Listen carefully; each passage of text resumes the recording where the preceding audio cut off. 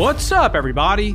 My name is Demetri Kofinas, and you're listening to Hidden Forces, a podcast that inspires investors, entrepreneurs, and everyday citizens to challenge consensus narratives and learn how to think critically about the systems of power shaping our world.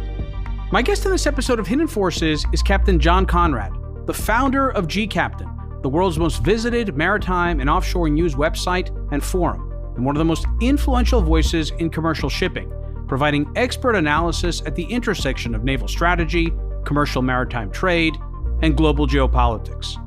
John and I spend the first hour of this conversation laying the groundwork for what he calls the Hormuz hypothesis, which provides a desperately needed framework for understanding how and why, whether by initial design or incremental adaptation, the Trump administration assembled the tools to exploit the disruption of commercial shipping through the Strait of Hormuz as part of a much larger maritime strategy and political endgame that very few in the media are discussing.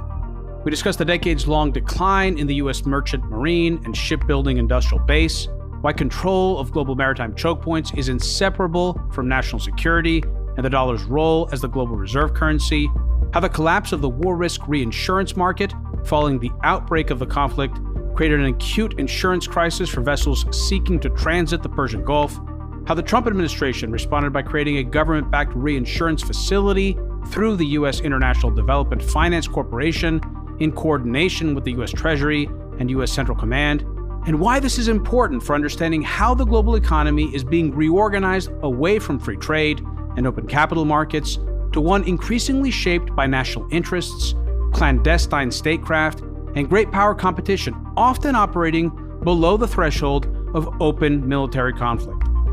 The second hour is devoted to the strategic logic behind Captain Konrad's Hormuz hypothesis, specifically why he believes the Trump administration is in no rush to reopen the Strait of Hormuz, and how it intends to use control over that choke point as leverage to extract concessions from the Europeans, China, and other actors in the international system. We discuss what some of those concessions may be, some of the concrete outcomes that this administration is seeking through its maritime agenda, including basing agreements, shipbuilding reform, and pushback against Chinese and UN encroachment on the global maritime order. We also discuss the cumulative fragility of the global trading network, what a worst-case breakdown of the system could look like, and what winning might realistically mean for the United States in both the short and long term. If you want access to all of this conversation, go to hiddenforces.io/subscribe and join our premium feed, which you can listen to on your mobile device using your favorite podcast app, just like you're listening to this episode right now. If you want to join in on the conversation and become a member of the Hidden Forces Genius community, which includes Q&A calls with guests, discounted access to third-party research and analysis, and in-person events like our intimate dinners and weekend retreats, you can also do that on our subscriber page. And if you still have questions, feel free to send an email to info@hiddenforces.io, and I or someone from our team will get right back to you. And with that, please enjoy this incredibly timely, informative, and deeply intriguing conversation with my guest, Captain John Konrad. Captain John Konrad, welcome to Hidden Forces. Thank you so much for having me today. I am so stoked to have you on the show today, John. We're recording this on Tuesday, March 31st. You're the founder of GCaptain, which is the world's most visited maritime and offshore news website and forum, and a top source for news analysis and career insights for mariners, executives, and investors. I've also been told by some very smart people that you are one of the most influential voices in commercial shipping. Is that true? And how did that happen? I hope it's true. And it's really our team. We have a lot of topic experts, instead of just new journalists, and journalists do great, but we have captains and chief engineers and naval architects and former presidents of the World Bank writing for us. So we try to get into that deeper level of shipping. It happened strangely. I wanted to go into the Navy. I grew up in the Bronx. I went to Fleet Week, got on the ship, and I was like, I can get on this ship and I can leave, this war zone. It was a war zone in the 70s and 80s. And studied hard, got into the Naval Academy, and unfortunately, my dad passed away from Agent Orange. I had young brothers and sister, and so I went to the merchant Marine College in New York Maritime, and to be closer to home. I was still going to go in the Navy, but then I see these are the largest moving objects done by man. And I was enthralled by this and got out and super tankers and Valdez, gasoline product tankers, and worked my way up to offshore drilling rigs, some of the most technologically advanced vessels ever built, did some shipbuilding. But it really started with the Ambani brothers. Mr. Ambani is the wealthiest man in India at the time. They were wealthy, but they put all their money into drilling for oil. They had built a refinery in India, and they wanted the oil to go into it. I was a big computer nerd in high school. Most people who are out on ships aren't really into computers. A lot of people get into shipping to kind of get away from technology. And so he brought me in to kind of run some of the computer systems on the ship. I got promoted up to chief officer of this project. They found the largest natural gas find in the world ever. We won the Guinness Book of World Record. He became the wealthiest man in India, but at that time, it was early 2000s. He was like, if I was an American, I'd move to Silicon Valley.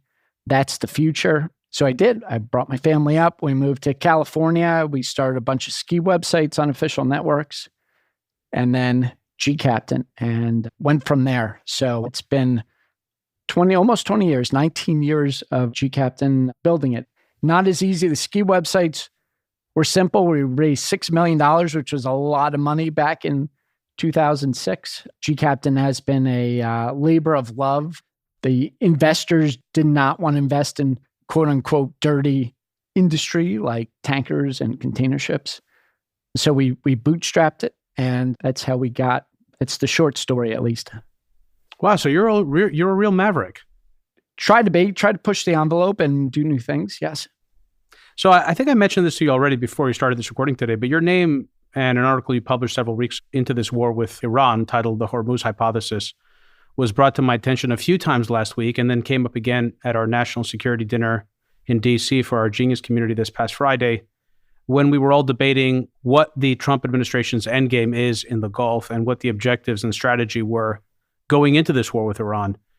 Could you please take all the time you need, John, to lay out the hypothesis that you put forward in that piece? And then let's spend the rest of the interview digging into it and extrapolating what it means for the economy, markets, and where it all fits into American grand strategy. Yes, I wrote that week and a half, 2 weeks ago. At that time when I had written it, no one was really sure what was going on in the Strait of Hormuz. I very clearly made it a hypothesis, but the hypothesis holds up today, and we have new evidence since then. So we were going out on a little bit of a limb. But what people have to understand is part of the reason I started GCaptain 20 years ago is because prior to that, there were doc reporters. There were guys who were reporters, and they just sit down, and this is all they do, ships and shipping. And when Craigslist came out, they got rid of the mainstream media, got rid of all the specialists in all the fields, and went and got young J school grads who are really good, but they don't have the connections, and they don't have the networks, and they don't have the expertise of years. So the maritime media has been pretty bad, and GCaptain tried to fill that gap. But even when you get into more specialists, like the Pentagon reporters, you have excellent organizations like U.S. Nautical Institute is one. They are, really just excellent in the naval news, but they don't do the commercial maritime. And you have commercial maritime, some of our competitors like Tradewinds and Lloyds List are excellent, but they don't understand the naval angle. And so you have now, even though some of those mainstream media organizations have brought in doc reporters, Jonathan Saul at Reuters, phenomenal. There are a few people at Bloomberg. They still struggle with the military side.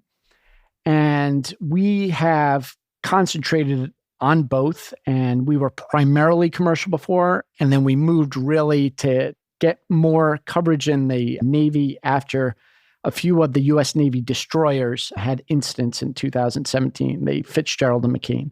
So this just laying the groundwork to say absolutely every hypothesis, every news article, every talking head was getting this wrong 2 weeks ago. including ourselves. When you say this, getting this wrong, just be very clear. What were they getting wrong when you say this? The war, the strategy? Well, the war, the strategy is one thing, but the war is one thing. The strikes on Iran are one thing. I think the president has been fairly clear. They want to get rid of their manufacturing capability, get rid of their Navy, get rid of their nuclear capability. But the real problem is this area, the Persian Gulf, is the energy mecca of the world, and not just energy, fertilizer and petrochemicals and all these other things. And those move on ships. And people think they can be diverted to pipelines. They think that the military can be sustained by airlift and air. And 90% of everything goes on ships. And you have the Strait of Hormuz here, which is a big U-turn that ships have to slow down and go around right by Iran. And it's going to be a huge problem for the world economy and could blow up to have consequences that even a lot of the experts, you have these energy experts who go on, these guys spend their whole lives in the energy sector, and they understand maybe that component of the massive amount of fuel that is going to not make it out of the Persian Gulf. But they don't understand that fertilizer component, and we could lead to massive world hunger. Well, let me ask you the question differently. So you argue in the article that the administration has, whether by design or adaptation, assembled the tools to exploit this crisis and the disruption of shipping through the Gulf and potentially the Red Sea.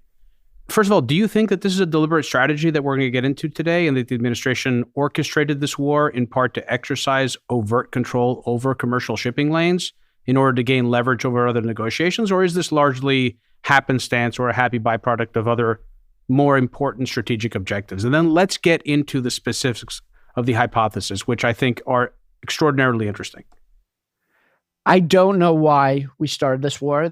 People in the kind of MAGA world, the Trump camp, who were against the war, and that continues to be the case. I don't have an insight into why this started. I have another hypothesis, and one of the hypotheses is that it was deliberate. It was to get leverage over world politics, especially Europe and some of our NATO allies, to expose how weak their Navy and their militaries are and achieve other objectives, which we could talk about later.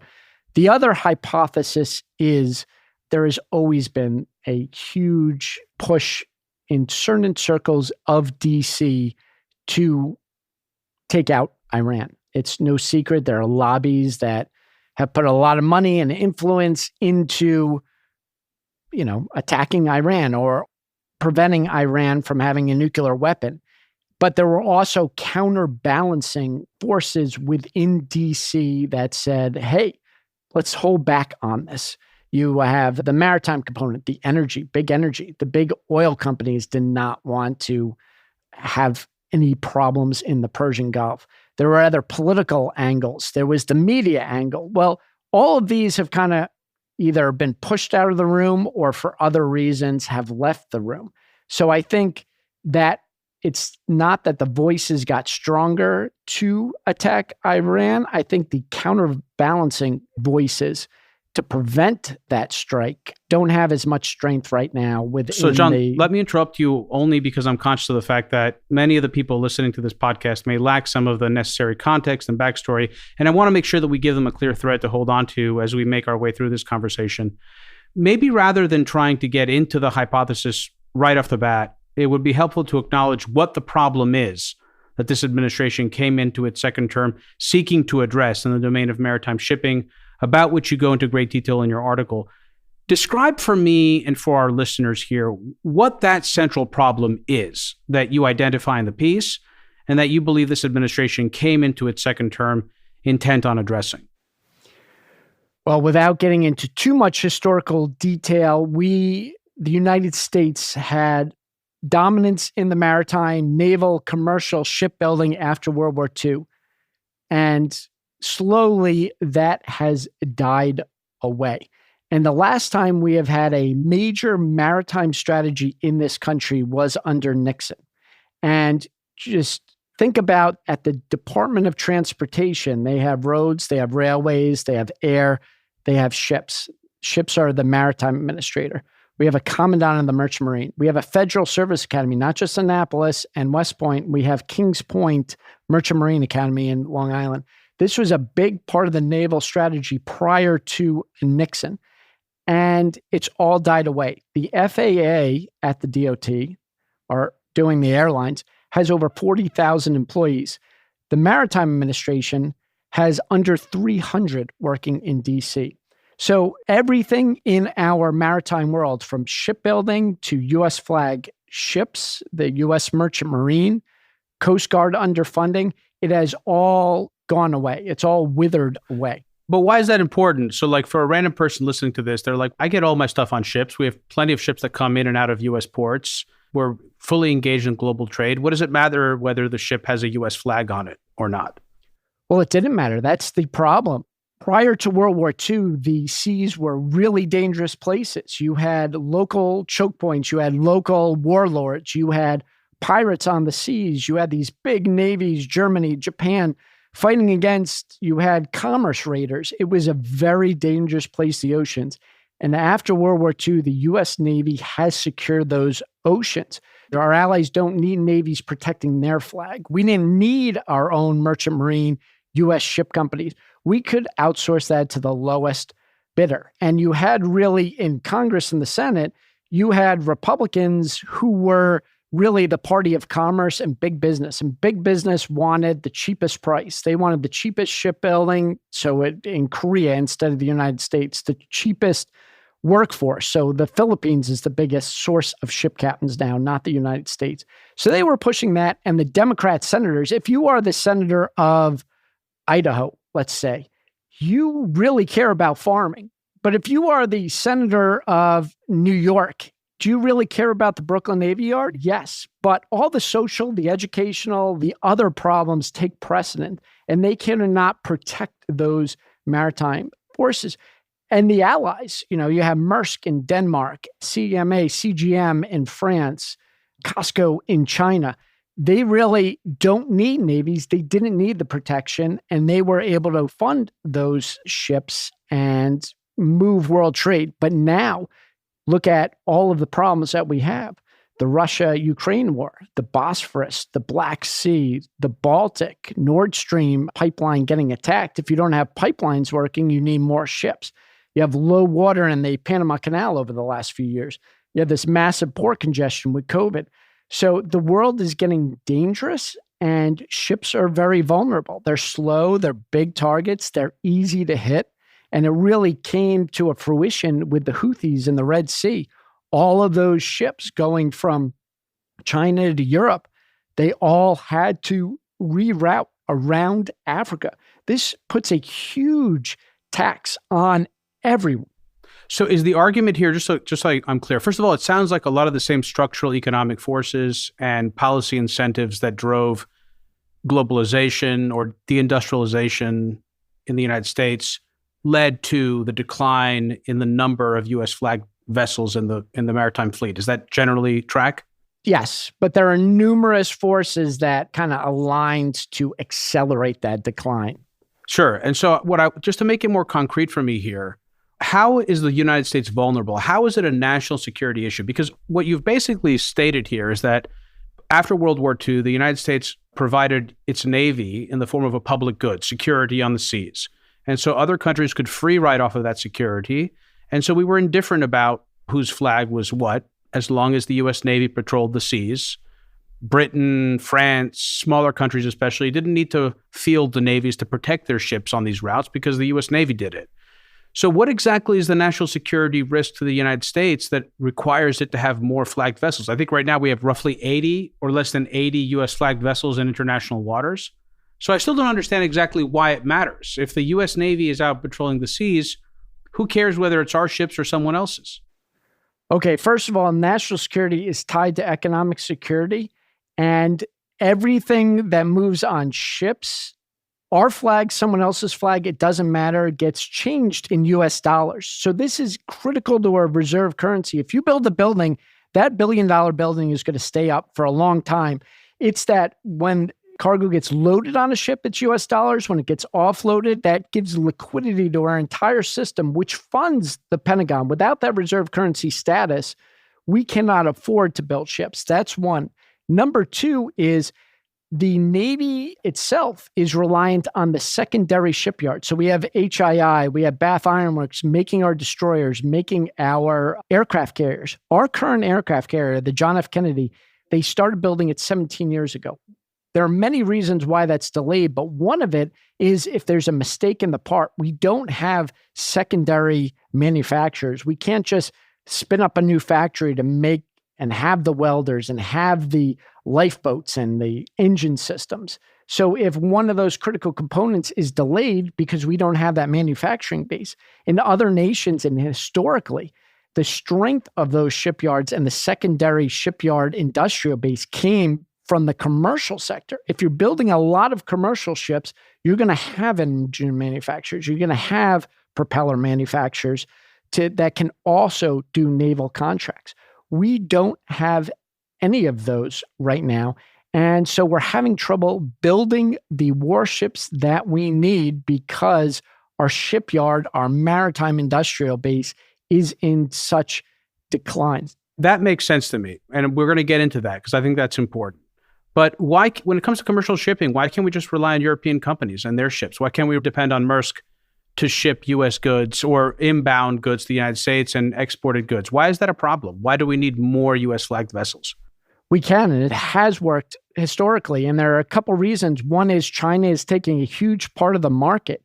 And China, their merchant mariners, their seafarers, the Danish hire Filipinos, they hire Indonesia. They're just sailors. But the Chinese trains their sailors in military tactics. They have put weapon systems on container ships to militarize their fleet so they can greatly expand the number of warships that they have overnight. That's one. Number two is, as we see in Hormuz, the U.S. merchant marine, we are tied to the military. 90% of everything the military moves is by ships. It's by the merchant marine. Everyone thinks we can airlift. They have this picture in their head because of the Berlin airlift that you can airlift all these heavy bombs and supplies. It can't be done. Berlin was very close to West Germany. It was a tiny flight, and they were just getting one city, the materials they need, and it barely worked. Now think of crossing the entire Pacific. You cannot do this on aircraft. All of the airlift fleet of the entire U.S. Air Force, including civilian UPS, FedEx, it has less cargo capacity than one Chinese-built container ship. So you need these ships, but more importantly, we can arrest these ships, right? They come into port. We've seen them in Venezuela. We send SEAL teams. We send Coast Guard teams to take these ships. But unless you have American merchant mariners who are part of a service, the merchant marine was a service, those foreigners aren't going to take the risk for our military. They're not going to get on a ship that's filled with Air Force bombs and fuel and make that run through. The U.S. merchant marine will, but there are very few of us left. This Navy laid up 17 logistics ships last year, not because it didn't have the shipyards or repair capacity or anything else. It's because they did not have the merchant mariners, American ship captains like me and officers, to fill those slots on the Navy logistics ships. So you need those ships in order to have the workforce. So when you're in war, you have enough people who are willing to kind of go in the combat zone and supply our troops. Okay, so that makes sense. So basically, it falls in the category of securing supply chains, and also commercial vessels are dual use. They can be used in trade, but they can also be easily commandeered during wartime or enlisted in service of the national interest in times of geopolitical stress. So I feel like I got some of the clarity I was looking for. Let's move the conversation now to the Gulf and Operation Epic Fury. What did the maritime shipping world look like on February 28th versus, say, a week into the conflict? And how does this tie into and inform your hypothesis, the one that you put forward in the article? Well, the Middle East is a global hub. So it's a transshipment hub for a lot of these containers. Most of them go from China straight to Europe, but a lot get pulled off and put back on because it's in the middle of everything. It's an air hub, as we see with Dubai Airport, but it's a energy kind of superstar. You have these very large crude tankers that are coming out of Iraq, Iran, Kuwait, and going out. It's an LNG hub. So Qatar is the largest LNG fields in the world. But also, very importantly, it's 30% of the fertilizer. Why? Because since the Haber-Bosch process, fertilizer is made from low-cost energy. You have the lowest cost energy at the wellhead. There are wellheads there. So 30% of the world fertilizer is in the Middle East, and it's even 15% higher, 40 to 45%, if you include the LNG that goes to other places to make fertilizer remotely. So it's just huge amounts of natural resources that are there that are moving out on tankers, but they all got to go through Iran. And let me go to a historical note. This happened in the Iran-Iraq war. Tankers got hit. This is why the Allies, UK, had warships in the Persian Gulf. You had a lot of the Allied and NATO navies had minesweepers in the Persian Gulf because this happened in the 80s. Well, all of that has been removed. All of the Allies had pulled their minesweepers because they don't have the budget. They pulled their warships out. And then right prior to the strike, all of the Navy warships were pulled out. So it left these ships that are in the Persian Gulf totally vulnerable unprotected to attack, right? Okay, so again, there are a number of very important threads in the article, and one of them, maybe the most important one, has to do with protection and indemnity insurance. Now, most people listening to this podcast have never heard of P&I or a P&I club. Can you walk us through what this refers to, why P&I clubs are important, the different types of insurance that commercial seagoing vessels need, which categories are especially relevant to our discussion, and why? Sure. And there are two stories here. One is the insurance, and the second is the intelligence network, why the insurance companies were not prepared to insure these ships, why they canceled the wartime insurance. So ships go in, and they're multinational ships. The ship may be owned by one country, it's operated by a company in another country, it's flagged by a flag of convenience, usually Marshall Islands, Liberia, Panama. It's insured by one country, it's crewed by another country. So a ship isn't what it used to be after World War II, where it was crewed, built, managed, insured all by one country and had their Navy protection. On the insurance angle, there are numerous insurances that you need. The big one is hull and machinery. If something, that's like your major collision insurance. If something happens to the hull or the engine blows up, you need that insurance. But you also need this protection and indemnity. So if you have an oil spill, if one of your crew members gets injured on the ship, you need your basic liability insurance for that. And then you need the cargo insurance. So there's the insurance of you have a 1 million barrel super tanker, right? It's $100 a barrel, that's $100 million in cargo. Usually whoever charters that, so the ExxonMobil, the Saudi Aramco, they will buy that cargo insurance. So the protection and indemnity is one of the smaller insurances, but the easiest to balloon up because those liabilities, if you multiple crew members, if you have a massive oil spill, it can get to the billions, hundreds of billions of dollars quickly. As we've seen with Exxon Valdez. Yes. So what these companies did is the ship owners got together and Maersk and CMA, and they worked together. And the big companies really, first layer is self-insurance. They'll insure some of theirs, or they'll write off some of the, and then they get with the other ship owners and they create these P&I clubs. So there's a Tokyo P&I club, there's an America club, there's a Norwegian club, there's a UK club, and it's all the ship owners in that area. And they say, if anyone's ship gets this liability insurance, we'll all pitch in a little bit to help them. And that goes up to a certain level. But then all of the clubs together come together and they say, if one club gets hit more than the others, we will all pitch in to help that club. And then that master club, it gets reinsured at the reinsurance market. So we're talking multi-$100 billion policies. Insured by the private market. Reinsured by the private market, and 40% is Lloyds in London. And most of the other companies, they index off the Lloyds of London. So if you want massive reinsurance, you get a quote from Lloyds in London and you can shop it around. But Lloyds is the massive reinsurance. And without that top layer protection, all of the other layers underneath fail. So one ship cannot get its insurance if that higher protection, umbrella is pulled away. What percentage of these insurance companies are located or controlled through London? Well, in the maritime market, 40% of the market is in London. London is really the central hub. London has the Ship Owners Association, the International Chamber of Shipping, the BIMCO, which represents the owners. They have the International Maritime Organization is in London. That's the UN body that writes all of the regulations for shipping. This is what Trump attacked back in October to overturn the UN carbon tax.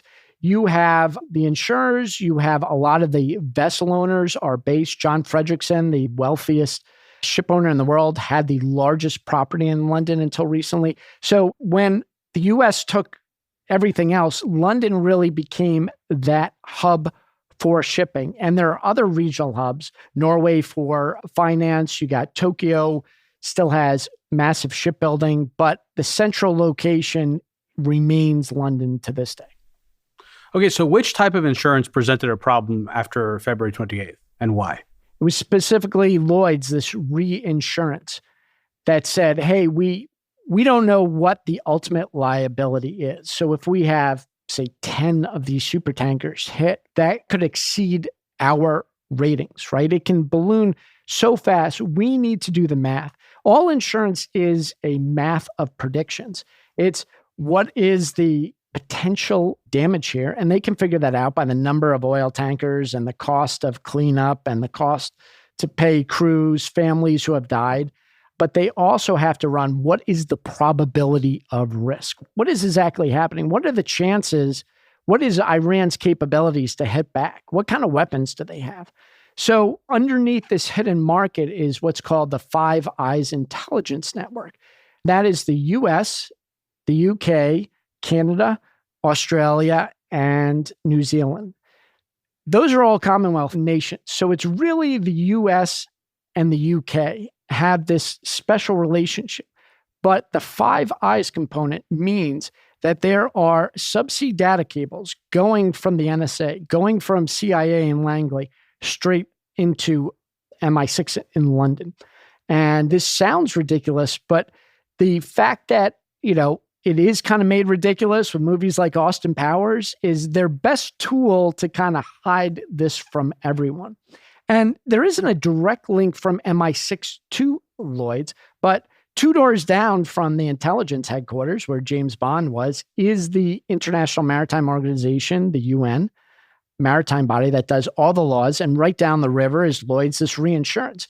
And your reason for bringing this up, though, is why? Because it doesn't seem to me that you need to have any you don't need access to a skiff to know that the war is dangerous and presents catastrophic risk for commercial vessels traversing the Strait of Hormuz. So can you explain to me why you're bringing up the intelligence component and how it relates to commercial shipping? Because I'm not drawing that connection.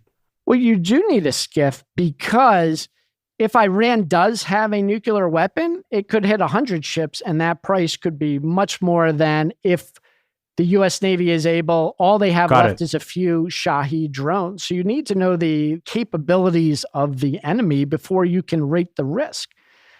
So we shut down that intelligence network at the start of the war. They can manage that risk and they can price the risk. We even saw war risk insurance being paid into Ukraine, right, during the Ukraine war. What was kind of unprecedented here is how quickly they shut down that risk, and it's because they didn't get advance war notice. It wasn't them saying, I'm not going to insure these ships. It's normally that MI6 gets that little heads up, and then they whisper it in the ear of the Lloyds in London, and Lloyds gets a team together to start working out these financial spreadsheets. But because they didn't have any advance notice, because the intelligence networks went dark, because we didn't include any allies, there's no coalition building here, that when that war started, everyone in Lloyds goes, I don't know what the hell's happening here. We got to figure this out. And they put the shutdown in. That's fascinating. So essentially the risk became unquantifiable. It didn't necessarily have to be unquantifiable, but it was. And so what appears to be a military or geostrategic or security challenge is primarily actually an insurance problem, and no vessels can obtain the insurance needed to traverse the strait. Is that fair?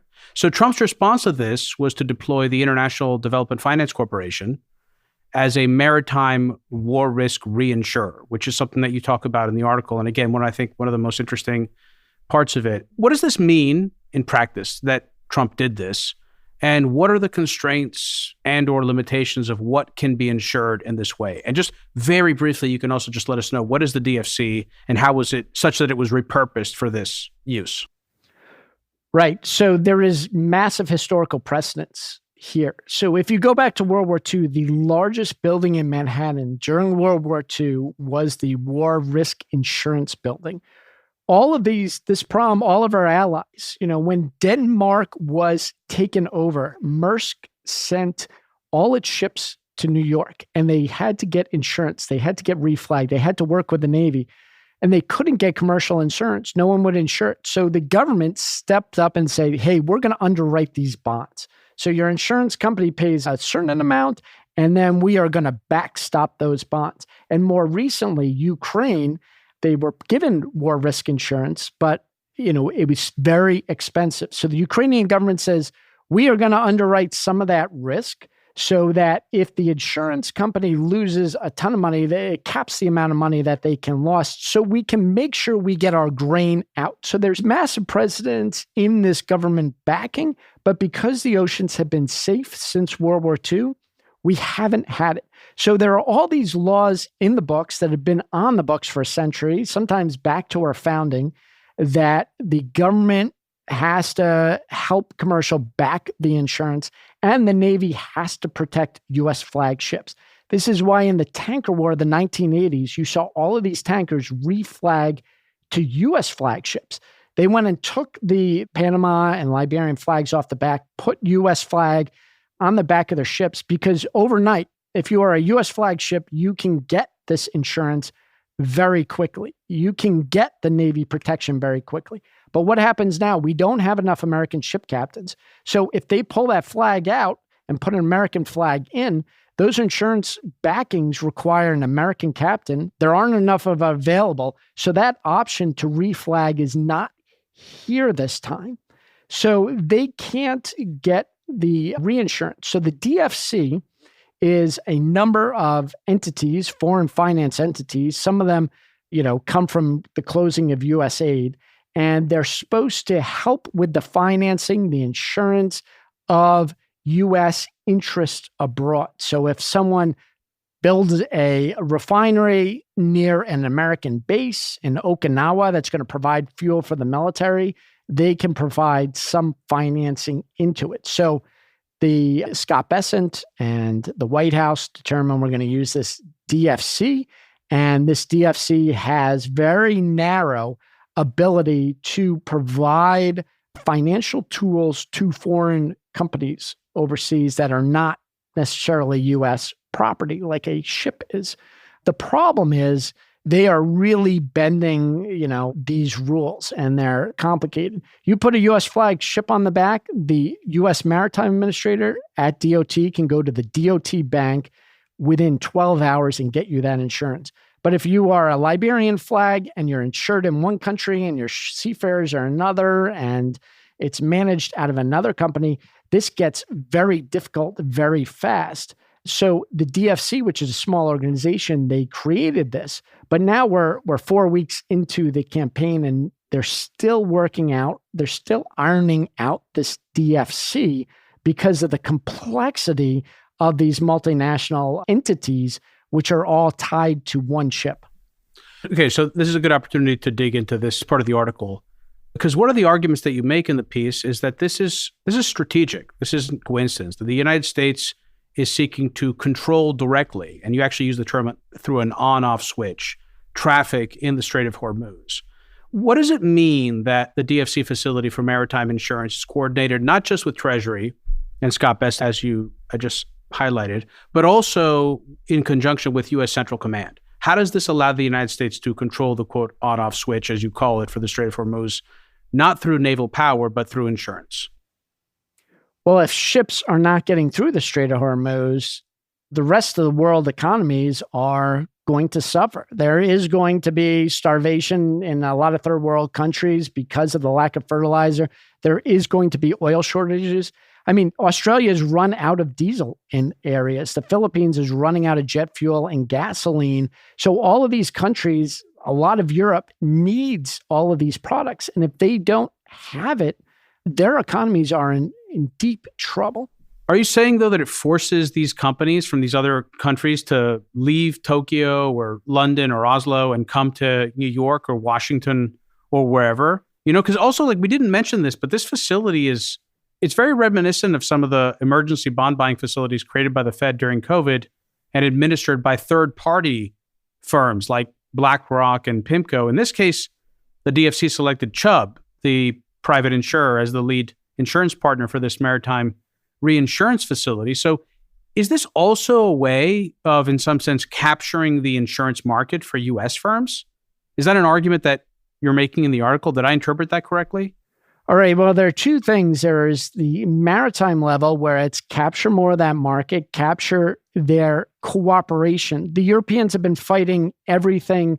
We talked about the Maritime Action Plan. We talked about Trump's shipbuilding initiative. We've talked about the UN International Maritime Headquarters in London. All of these entities have been fighting Trump since day one to prevent the U.S. from reestablishing its maritime domain. Why? Because even if we underwrite it, it's going to be more expensive than having third world labor and lower cost regulations. So they've been fighting him from day one, and it's undermining all of his maritime and naval efforts. So I think he's mad. So this is going to be leverage, but it's also leverage on the bigger things, getting NATO to spend, each of them to spend 5%. He's exposed how weak the British Navy is, how weak the German Navy is, if you look at any military congressional hearing for the past 15 years, every time a congressman says, hey, the Navy's failing this or the Air Force is failing that, every general for the last 15 years go, yes, we are, but we have the biggest alliances in the world, and our alliance network can fill those gaps. And Trump is showing everyone that the alliance network can't fill their gaps, that these militaries are not what people think they are, that the economic, the EU could do this underwriting. They could do a DFC, but they don't have the money to. That we have the financial might. We have the Is that the issue? Might. So that's another question that I had when reading the article, because it wasn't clear to me what prevents the rest of the world from coming up with an alternative solution. Is it financing, or is it actually the fact that they can't secure the strait and that the United States is now essentially centralizing the insurance market because it can provide security, if it in fact can reopen the strait? And that's an open question that we're going to have to debate in the course of this conversation. But is that essentially the forcing function that's playing out here? I don't know how to say this without seeming a little bit obnoxious, a little bit, high on my own supply, if we might say, because every time you look at a problem and you had the energy expert saying, this is the problem in the Hormuz and my thing's the problem. But I'm telling you, maritime is the backbone of the reserve currency status. This is the backbone of what we inherited from the British Empire. And before that, it was the Dutch Empire. And before that, it was the Spanish. And before that, it was Venice. It's the ships. 90% of everything is on ships. You control the ships and these choke points. So the ships can move around the oceans anywhere you want, but they have to converge at these locations like Gibraltar, like the Panama Canal, the Suez Canal, the Strait of Hormuz, the Singapore Strait. They have to converge there. And if you own that narrow thing, you can charge a toll booth. Historically, you had to pay to get through these areas. The U.S. has given their maritime control of these choke points for free. So the U.S. is losing control of all these choke points. And this is the very first thing that Trump honed in on. Remember, right when he got in office, he sent Rubio and Hegseth down to the Panama Canal. That's a choke point. He launched a major lawsuit against Spain, not allowing U.S. flag merchant marine ships into Spain. He went on Greenland, UK, Iceland gap. He had the largest bombing campaign in the history of a single aircraft carrier against the Houthis. He is laser focused on maintaining either U.S. control or at least freedom for everyone to use without having to pay a toll of these choke points. Because if you lose these choke points, you lose the ability to move goods and you lose that reserve currency status. And this is something Scott Bessent understands. Remember, Scott Bessent was the guy who organized the takedown of the Bank of London because he understood that UK was losing this maritime domain. The reason that this gets so complicated and why we have to spend such a large amount of time with your audience and all the audience explaining these very basic things is it's been wiped from the history books. No one has an understanding of any of this. So the people who control the world, these very wealthy Europeans, the power brokers, and the people in our government, the CIAs, the War Department, they understand that everything, all of our national security, all our economic security, everything is contingent on global trade, and that's all contingent on ships. And the media has put this thing in our imagination that we can just fly goods from China on airplanes, and it's not true. They have to come on those ships, and China's taking control of these ships. They're building the ships. They're controlling choke points. They're putting military-trained mariners on their ships with communist commissars like in the Hunt for Red October standing behind them. They're militarizing these ships. And that is an attack not just on our security, but on that very reserve currency status. And if we don't have that, our debt is going to skyrocket. Okay, so you just opened up some very big points of discussion. I want to dig in later to your comments about China controlling choke points, because from my vantage point, it's the United States that's been in a position to control those choke points. So I want to understand that better. But let's dig into something else here. And I really want to state this, I cannot overemphasize how much this article runs counter to the consensus. And one area where it runs counter is when you state that the U.S. is in no rush to reopen the strait.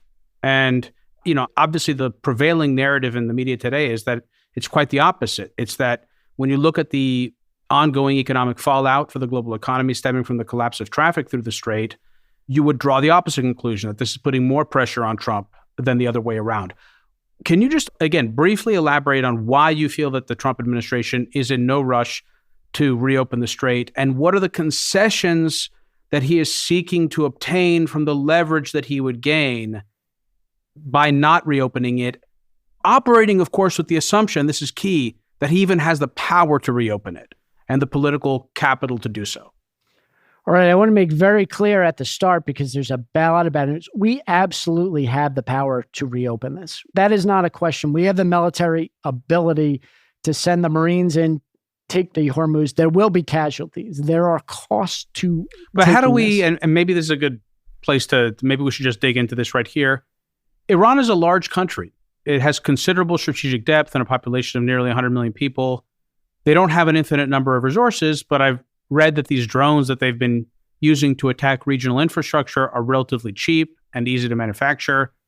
And the Islamic Republic, or what remains of it, through its Mosaic defense doctrine, may be able to remain operationally effective even in the face of widespread institutional and economic collapse. So how would the United States prevent the Iranians from continuing to pose even a small threat to commercial vessels and to infrastructure in the Gulf, which would be sufficient to push insurance premiums high enough that most vessels can't afford to take the risk to travel through the strait, and therefore it remains effectively closed, which would be enough to really shut down traffic, wouldn't it?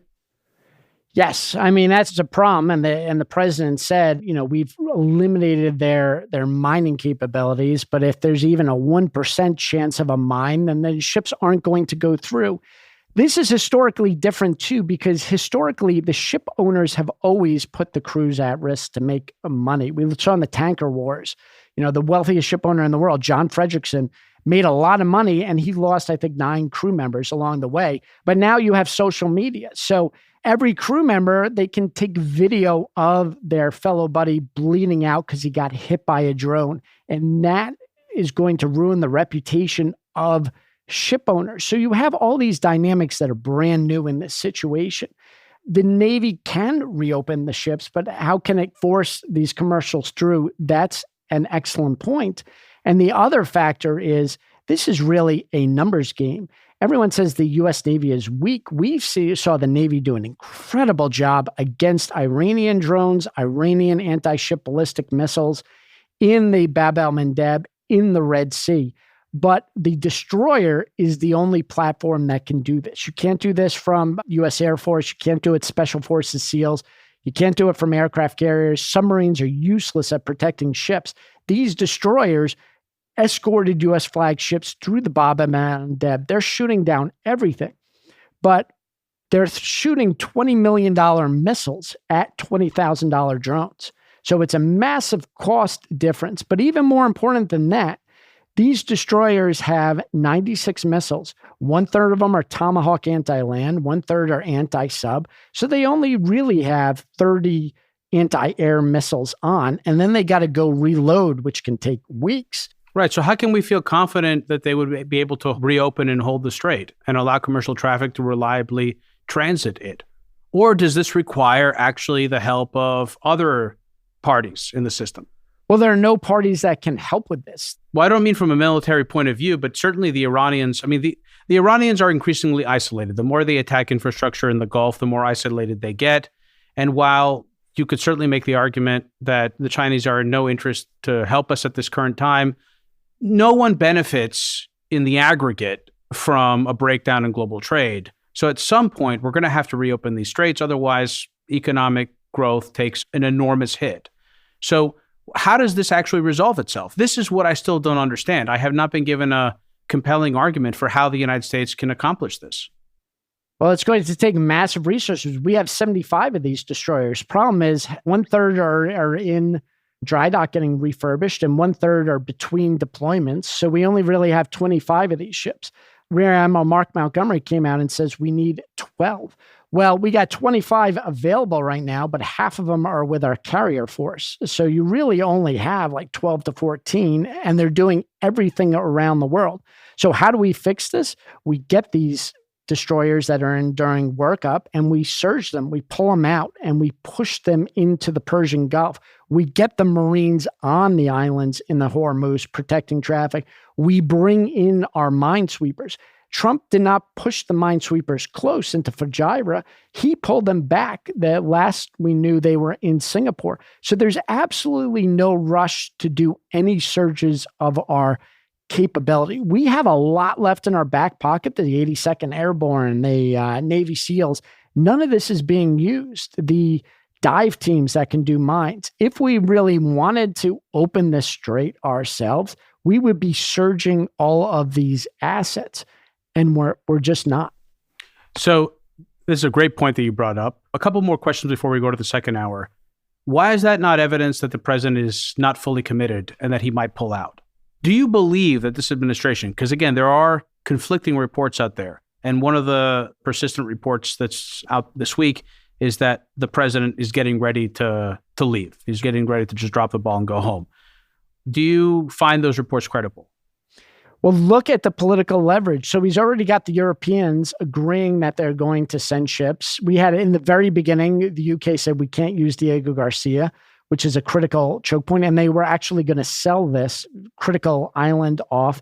They've put that on hold. There are real progress towards getting Europe to step up with NATO because of this. But locally, you have this problem. You have Al Jazeera, you have a lot of the press in the Middle East that was angry at the Trump administration and undermining a lot of U.S. policies. When Trump said, we may pull out, every single Arab country says, don't leave. We want you here. We want you to surge these forces. This is the forcing function that you write about in your article. This is it. This is Trump using this choke point as leverage to gain concessions from the rest of the world, whether it's the Gulf states, Europe, China, whoever. Is that essentially the argument? Yeah, because without us, if we pull out tomorrow, what's going to happen? Israel's going to go down and it's going to bomb more infrastructure, which they have wanted to do. And Iran's going to retaliate. It's hard to hit a ship. It's easy to hit the desalination plants and put a lot of people, you can live without food for 40 days. You can only live with water for 3 days. I mean, a massive humanitarian crisis. And these people are, without that U.S. protection, which has been there from World War II. And I think he's making that point is the U.S. Navy is critical. Our shipbuilding is critical. Our merchant mariners are critical because watch what happens the second we move out. this whole area is going to go into massive, massive chaos and millions potentially die.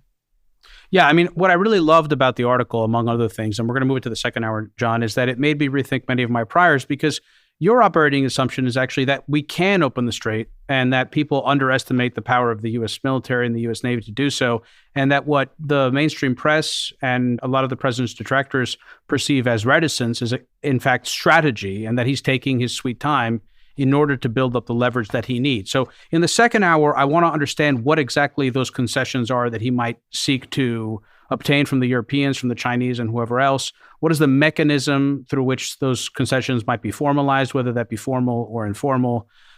I'd love to discuss how this is impacting the oil market, how it's causing fragmentation. The Trump administration recently announced a 60-day Jones Act waiver. The Treasury, I believe, issued a license for PDVSA, the state-owned oil and gas company in Venezuela. So I want to understand if that's an example of that kind of fragmentation, what that means for the oil market, what that means for security in the United States.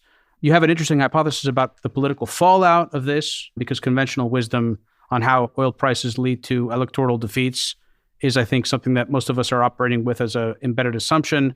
You don't necessarily view that to be the case in this example, and I'd love to ask you why. And then I'd love to get into a conversation about, just to broaden the aperture and get into a conversation about how this fits into U.S. grand strategy, the U.S. national security objectives, the end of the liberal international maritime order, what that means, what the world's going to look like. Because I also think, Nixon and the Nixon administration has come up not just in your article, but it comes up more and more in a lot of my conversations. And it feels very much like a lot of the lessons and the examples for what the world is going to look like, for those of us trying to understand what the future is going to look like, who haven't been alive for 50 years or 60 years or 70 years to experience what it looked like before the Reagan administration, before the end of the Cold War, can draw a lot of lessons from that era, from the 1970s. So we're going to cover all of that in the second hour, John. For anyone who is new to the program, Hidden Forces is listener supported. We don't accept advertisers or commercial sponsors. The entire show is funded from top to bottom by listeners like you. If you want access to the second hour of today's conversation with John, head over to hiddenforces.io/subscribe and sign up to one of our 3 content tiers. All subscribers get access to our premium feed, which you can use to listen to the rest of today's conversation on your mobile device using your favorite podcast app, just like you're listening to this episode right now. John, stick around. We're going to move the second hour of our conversation onto the premium feed.